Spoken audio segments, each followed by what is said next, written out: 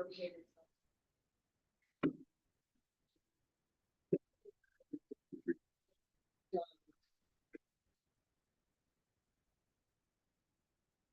So we are now live, Joe. You can make it on TV, on streaming. Good evening. We're going to move on to the first good of the cause. Karen, There's no emails. and is there anyone sitting here that would like to speak? Okay.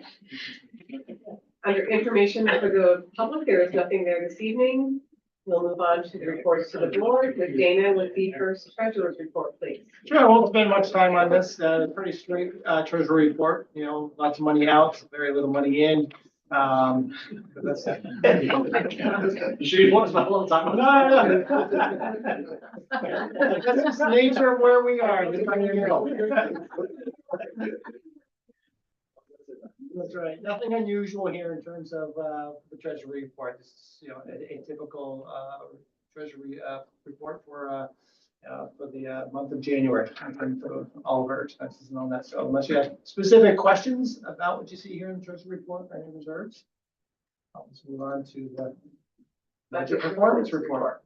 Yep, same thing here. I mean, you can see it's our expenses are up about 3.5% over last year. So that's right where we typically are. That's kind of what we budgeted when you look back. So same thing with the budget performance reports. You can even see that in the revenue side where, again, most of our revenue comes in the beginning of the year and the state aid comes and trickles in by the end of the year. So again, here, nothing unusual for where we are with our expenses and our revenue.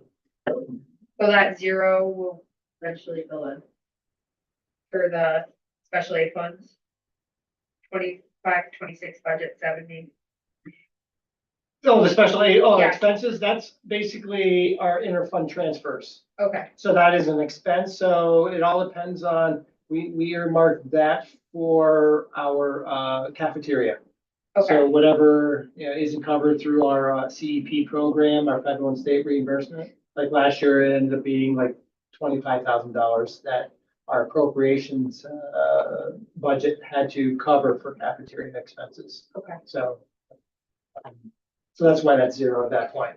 It doesn't happen until the end of the year. Okay. Yeah, that's what I was wondering. Yes. Yeah. Okay. Other questions? Okay, thanks, Dana.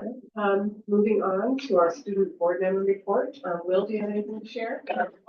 Yeah, so we do have Winter Carnival this week. It is on the 26th and 27th. Coronation is on the 26th. I think at around 6 p.m. And then we also have some new things this year. Chess is new and ping pong. I don't remember that from last year. Could be wrong. But yeah, we just filmed our lift up yesterday, and I know the juniors did as well, and the freshmen were filming theirs today. So hopefully they will all be done by Friday. But yeah, this year's theme is Inside Out. So you have to go off of one of the four main characters. So joy, anger, disgust, and sadness. So they correlate with your class color. Which class is this? Yes, freshmen. The freshmen are disgust, sophomores are sadness, juniors are anger, and seniors are joy. And the middle school will be going to Whiteface / Mount Van Hoevenberg on that Friday, so that should be fun for them. But otherwise, not really. I did have a couple of questions from different students around. They were wondering on why people from like Saranac Lake or different members of like different school kids cannot go to our school dances. So I know for the snowball hop, it says Lake Placid High School students only. So that was the only thing that they were interested in. You mean like not as a guest? Yeah, so like you can like I know I'm pretty sure that as someone in Lake Placid, I could go to like a Saranac Lake dance or something, like their homecoming dance. But as if someone from Saranac Lake, they couldn't come here. Because for prom, that's the motif for us too. I can find out. Okay. Yeah. I would care about that.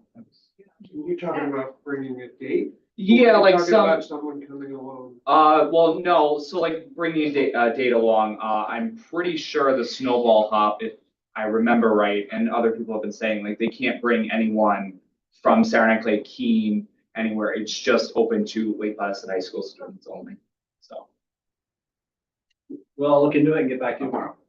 Great point to bring up. Thank you. Thank you, Will. Our next report is, Tim and the superintendent report, please. Awesome. So there's some lengthier pieces there. I just want to do a very quick overview for the board. So we had a really great parent community event last Friday, SIP and SLED. We had, I would wager 100 or more guests. It was fantastic. Capiche Coffee provided the coffee. Our kitchen staff did hot cocoa and cookies. Kids got double recess. And it was great to see, so many people in the community that I know just out there sledding with their kids. So the effort to, open up the elementary school for our families continues and continues to yield benefits. Thanks to Friends, Mr. Gotham, and Community Schools and Capiche for throwing that event together.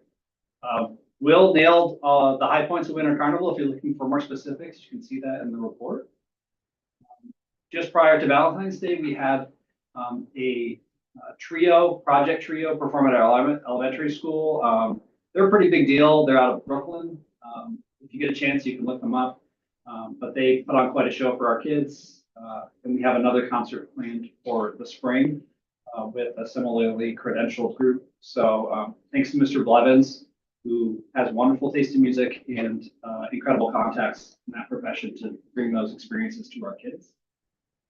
I want to thank a familiar name to the board, Roger Catania. Regent Catania came to visit our adaptive skating program a couple of weeks ago. And that program truly is the brainchild of Miss Allen, who has worked very hard to provide the opportunity for students with disabilities to work with some of the best skating coaches in the world. So we're tremendously pleased that Regent Catania was able to come back to his home district here and see it in action. And he gave us a good shout out on his page, the Board of Regents. So that's great. I want to thank Colleen for going to the legislative breakfast with me.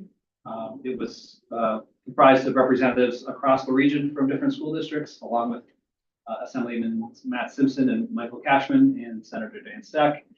We talked about a lot of things, but objectively, when we discussed how computerized testing is really just the bane of students' existence, we got a rousing applause from the kids. Will's look is telling me everything I need to know. Not looking forward to taking AP exams on the computer. Yeah. So I did encourage them to use whatever power they have to get us back to something that resembled sanity in that area. Our fifth grade students, in just a few weeks, will go see The Sound of Music at Proctor's, which is great. That's an EdOps sponsored trip, so we appreciate their support. And our DC trip is just a couple of weeks away. Lots of things you'll see are included there. The usual tour of the monuments in Arlington. They're going to see Beauty and the Beast at Ford's Theater, at the National Theater, excuse me. So we're very pleased to do that trip again. Thankful to the Lucys for their full financial support of this incredible trip, and to Miss Lindsay and the 8th grade team for all their efforts. And that is my report. Actually kind of sad. This is the first year in 5 that I haven't had to go to the 8th grade PC meeting. You can still go. You can go. I know. The kids are that great. Well, thank you, Tim. Can I back up to Will's report here? I think that's the first time that the student members have come with a suggestion or a request. It's always been. Yeah, that's report. nice, yeah. And then you two are the first ones, wherever that have been in this process. So I want to make sure we really hear that. And I don't know if this is the test case where it works, but when these students come forward and go back to their peers and say, "Hey, I spoke. Here's the results." Everybody wins. Love it. Keep them coming. Our next item is information for the board. There are a couple of items there under public content, the extracurricular activity report and the audit claims report. You look at a couple of those items if you haven't already. And under executive content, there's also a couple of items there for you to read at your leisure. And I believe at some point, those items will be further discussed as we move forward. 5A, minutes is under consent. Moving into personnel consent agenda.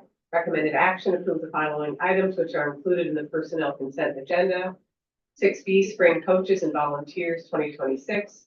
6C, appointment of physical therapist, and 6D, mentor appointment. May I have a motion, please? I'll second. Any discussion? If not, please vote.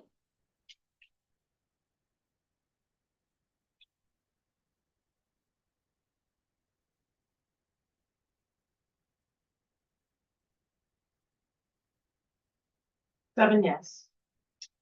Under additional action items, those were all under consent. So we will move to linking goals with agenda items. Who would like to offer some? Oh, we're Carnival and the student report, student special bonus.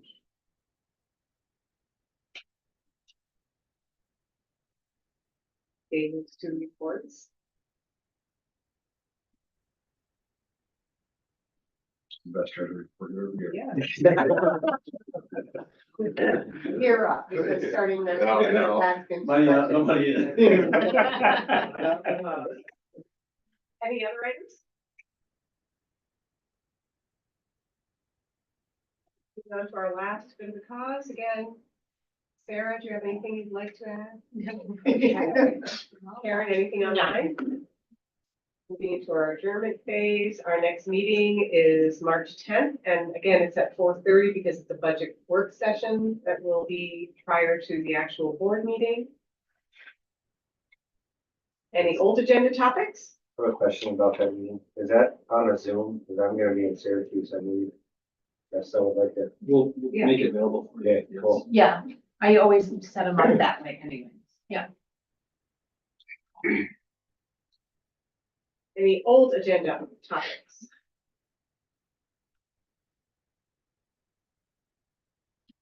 Any new ones?